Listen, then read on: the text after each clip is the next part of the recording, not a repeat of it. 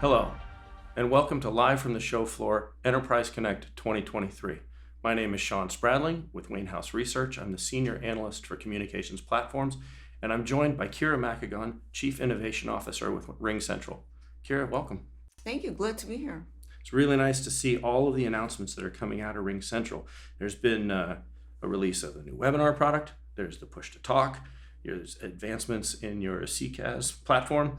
There's a huge amount going on, but I know that there's a theme underlying the whole thing that I've heard you talk about before. Tell us about intelligent connected experiences. Right.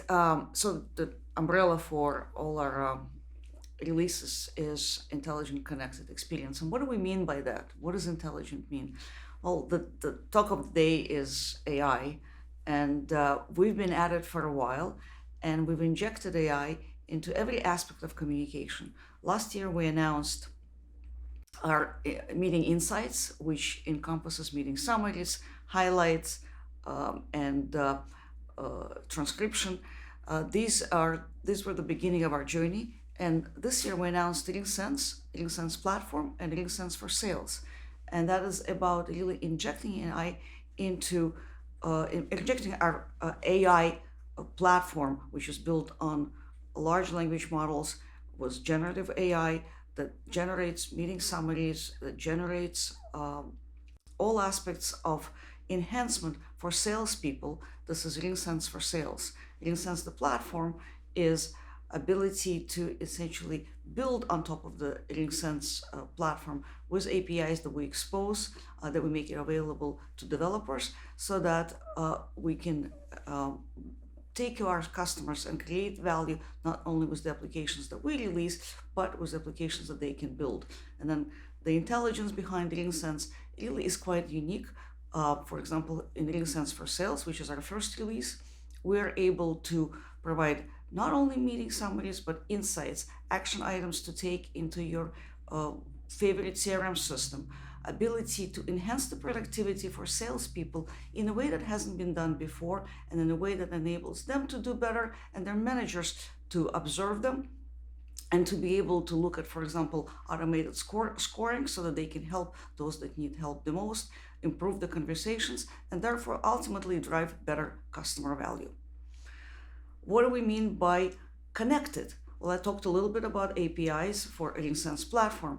Really, we want to connect all aspects of communication because you don't live in, it's very hard to live in different apps. You want to preserve context. To preserve context, you need to enable to provide workflows between these apps. Enable those workflows. Those workflows are enabled by APIs, and those workflows are enabled by us being able to embed both in our platform different apps and be able to embed us in different applications. As for example, we announced our video SDK that enables us to embed our video in, for example, an application for students so that they can see the teacher presenting, they can see the transcript, and they can potentially also attach chat and digital channels at the same time with their classmates and teachers. All of these are aspects of connected. And then experiences. Everything I describe is really about experiences. We want to make experiences more intuitive, more personalized, adaptive to the way that people work. Really, today we work on any device, at any modality, and that takes a lot of adjustment. So we want to make it as seamless as possible across all of those modalities. So, for example, if you're on your desk phone and you're in a meeting and then you got to get up and go get into a car and drive to your next meeting, you can do that with a switch of the button and switch the meeting to a mobile device and have the same continuous experience, and no one really knows that you just moved from one place to another. And it's what we call adaptive, and that's the basis of all of our, how we think of our experiences, was really radical mobility being at the center of it, because we're always on the go today. That's amazing. Really end user centric kind of view of the world. That's perfect. Let me ask you, you mentioned AI, and obviously AI is having a moment right now. It's kind of a topic that we're seeing across the spectrum from vendors. A lot of that, the solutions that are being released almost seem like AI for AI's sake, maybe the marketing value of it, but you've taken a real use case centric view of AI and application of AI. You started with sales. Is there a view of what comes next, where you're headed with longer term use cases? Absolutely. So RingSense for Sales is the first release. Really, we're looking at RingSense for support, RingSense for other knowledge workers.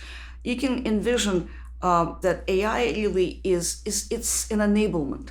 And our AI is built on our own proprietary large language models, which really enables us to do the kinds of things that is very specific to potentially verticalization of that application for example, not only for salespeople, but for salespeople that are, for example, in financial services industry, so that when it listens to the conversation, it really understands the keywords that are very specific to financial services, as opposed to keywords that are very specific to, for example, salespeople in a different field, such as healthcare. We also take a lot of care to make sure that the privacy is observed, that it's secure. We have years of building on a very reliable and trusted platform, and that's really the foundation of how we think about AI, because not only should AI enable, AI should also protect.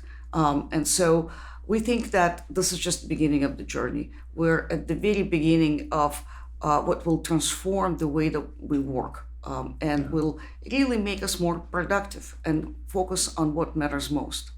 I love the fact that there was one vendor involved in this. Those are your proprietary models, so I don't have to worry about the chain of custody of my data as it moves through some of these open source platforms. That's right.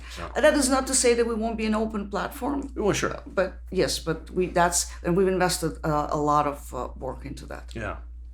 You've also spoken in the past about hybrid work, and we know that it's a model that has come out and really gained popularity since the pandemic. We know that employees really, really like it, but organizations still tend to be struggling with exactly what it means. We at Wainhouse talk about companies having to earn the commute now. Workspaces need to be purpose-driven and collaborative in nature and drive that sort of activity. How do your customers and how does RingCentral think about hybrid work, and what's on the horizon there? Well, interesting enough, even though we arrived at a hybrid model at a very sort of accelerated pace during the pandemic, RingCentral, when it was started was really three things in mind: easy to use, easy to buy, and easy to administer. And what we meant by that always, that people, IT professionals, they're on the go, they're always on the move. They're kind of in a hybrid mode all the time, and they walk around with the iPads or mobile phones. So we made sure that our applications work in any mode, on any device, from anywhere. Yeah. So that's kind of what the principles on which the company was founded. Sure. And so we think hybrid is just the way that people are going to work. This is about intelligent, connected experiences from anywhere. And to be a little bit more specific, we really need to think of how to make it equitable for those people that are in the room and the people that are outside the room. I talked a little bit about it yesterday on the panel. For example, when you're in the room, when somebody speaks, you don't know who that person is. When you're on video, in your square, there's your name, and it's very clear. You raise your hand; it's very clear, and all our tools enable that today. So how do you make it equitable for participants in the room? The irony of it is that's actually what's something that we want to focus on, in addition to remote workers. How do you make the camera angles right? How do you make whiteboards such that the whiteboard is visible to everybody who is in the room or outside the room? All of those things are still work to do and something that we're focused on. And for us, voice has always been sort of the core aspect of communication. Sure. Understanding voice intonations, understanding who speaks, understanding what language they speak, and being able to translate while they speak, being able to transcribe while they speak. All of those are parts of the hybrid communication that will make work not only easier and more productive and funner, so to speak, for all sorts of hybrid configurations, it'll actually make it better for people in the room as well. Absolutely. Absolutely. We talked a little bit earlier about frontline workers, and we've done some research that estimates there's about 2.1 billion frontline workers out there, which is a big expansion from the knowledge worker base that we've all been talking about for so many years. But they're a widely variant set of job roles. It varies an incredible amount. How does RingCentral think about the frontline worker market, and where does PTT and the early steps that you've taken into the frontline worker space take RingCentral over time? So frontline workers, like you said, it's a huge unaddressed market today, really by communication providers, communication and collaboration providers. There are push-to-talk applications out there, but really they're very basic, and they usually almost require you to have another device, which is very inconvenient. So what we've done is we've built in push-to-talk into our application. There's a button in our app, on our mobile app, that you can push to talk, and it comes with ability to not only push to talk, but be able to get, for example, your on your back camera, you can capture what's on the shelf, or what's on a construction site, or maybe what's in your medical office when you're talking to a patient and need to share it potentially with a nurse next door. All of those aspects of incorporating also chat into that conversation is what essentially now empowers our push to talk to make it equitable for frontline workers to be able to have the same tools as back office people have and have gotten used to it, and also to connect frontline to back office. And really, we envision that it will be adopted in very specific use cases by different verticals, and empower those frontline workers to do what they need to do, again, with more efficiency, ease, and facilitated by technology that we provide. Yeah, I think businesses everywhere are realizing that there's so much information at the edge of your organization that you need to make sure that they're informed as possible, and then receiving data back from them in a really kind of interactive way. Exactly. It's nice to see that enabled. We've spent a lot of time today talking about unified communications, but I know that there's also the contact center side of your business. Talk to me a little bit about how those are converging, if they've converged, are they converging at all? How does RingCentral think about that? So we really are the only company out there that combines the best in class in UCaaS with the best in class with contact center, and that's been our journey has been that of providing that fully integrated experience to our customers. And why does it matter that it's fully integrated? It's because you only now have one vendor to work with for all your telecom needs. You don't need to have multiple agreements. You don't need to worry about calling multiple lines of support. You really have one vendor that combines your employee experience and your customer experience into one integrated experience. We talked about experiences and connected experiences and intelligent experiences. Well, there you go. That's been the journey that we've been on, and our customers love it. They love the experience. They love the ability to easily go from one modality to another modality, meaning contact center to a phone experience, for example, or what we call our MVP, message video phone, our application. And really it's seamless, so that you have, again, your agents are connected to your knowledge workers, so that, for example, if you have an agent group that needs help and there's a question that needs to be escalated, that can be done seamlessly, taken back to a specialist who can then facilitate, huddle, answer the question, provide it right back to the frontline agent.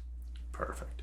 I've got one last question for you. I know that over the years, mentorship has been a theme for you, a really important theme for you. Tell me a little bit about how mentorship became important for you and what you think it offers the tech sector.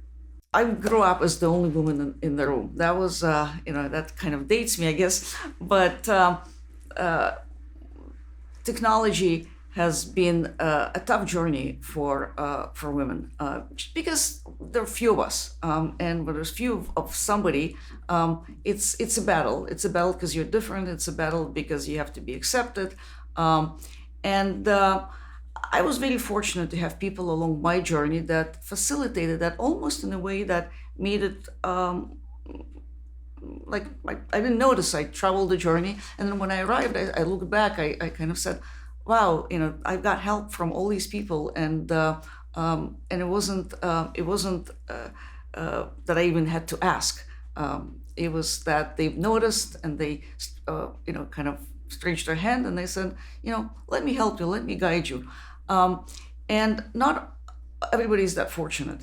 And so giving back and helping younger women climb that ladder, especially in technology, is something that I've been passionate about. And it's really sort of just about opening, to some extent, their own biases and saying that everything's possible. There are no boundaries. Just because you're different gender or maybe you're different ethnically, or the differences don't matter. It actually makes you stronger. It makes you better. It makes you stand out. And so I've been passionate about this topic. I've blogged on this topic, and I've worked with a number of younger women, just helping them on their journey. And some of them have become hugely successful, hugely like way beyond like what I would have imagined. And That's great. And what they would have imagined for themselves. And then the other thing I recently did, which I really enjoyed, is not only kind of giving back to women, but also giving back to the whole younger generation. I mentored a class at Stanford, a group of students that was working on a business plan, and that was a lot of fun.